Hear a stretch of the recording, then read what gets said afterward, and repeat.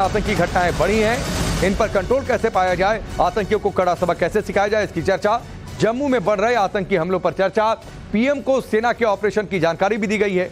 आतंकवाद के खिलाफ रणनीति पर चर्चा भी हुई है। तो कैबिनेट कमेटी ऑन सिक्योरिटी की ये मीटिंग, और इस मीटिंग में जम्मू में बढ़ती आतंकी घटनाओं पर चर्चा। इन पर कंट्रोल कैसे किया जाए, सेना की प्लानिंग क्या है, सेना कैसे इन आतंकी घटनाओं से निपट रही है, प्रधानमंत्री को इसकी पूरी जानकारी विस्तृत तौर पर दी गई। अमित हमारे साथ जुड़ चुके हैं फोन लाइन पर, सीधे उनका रुख करते हैं। अमित जी, ये काफी गंभीर मसला, जम्मू में जिस तरीके से आतंकी घटनाएं बढ़ी हैं, सीसीएस में और क्या चर्चा हुई है इस पर? देखिए, जो सोर्स बता रहे हैं कि आज जो सीसीएस की बैठक हुई उसमें जो सुरक्षा को लेकर कैबिनेट कमेटी की बैठक में बहुत सारे मसले पर, लेकिन उसमें महत्वपूर्ण मसला जो था, बहुत लंबी बैठक चली।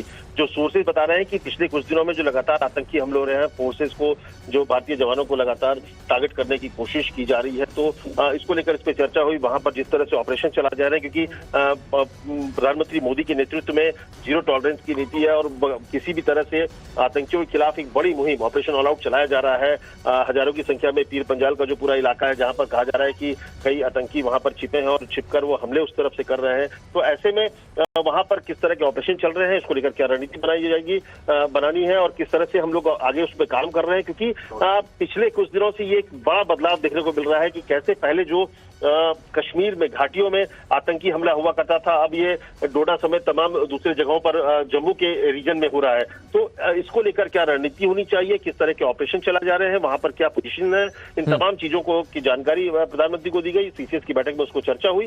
सोर्सेज बता रहे हैं कि इसको लेकर आगे कैसे कार्रवाई करनी है उसको भी, क्योंकि निश्चित तौर पर ये जो आतंकी हमले हुए, एक भी आतंकियों को छोड़ा नहीं जाएगा। ये जो जवानों की जो शहादत है उसका बदला निश्चित तौर पर फोर्स लेगी और कोई भी आतंकी वहां से जिंदा लौटेगा नहीं, ये तय है। और इसीलिए जो ऑपरेशन ऑल आउट बहुत बड़े पैमाने पर चलाया जा रहा है पीर पंजाल की पूरे इलाके में।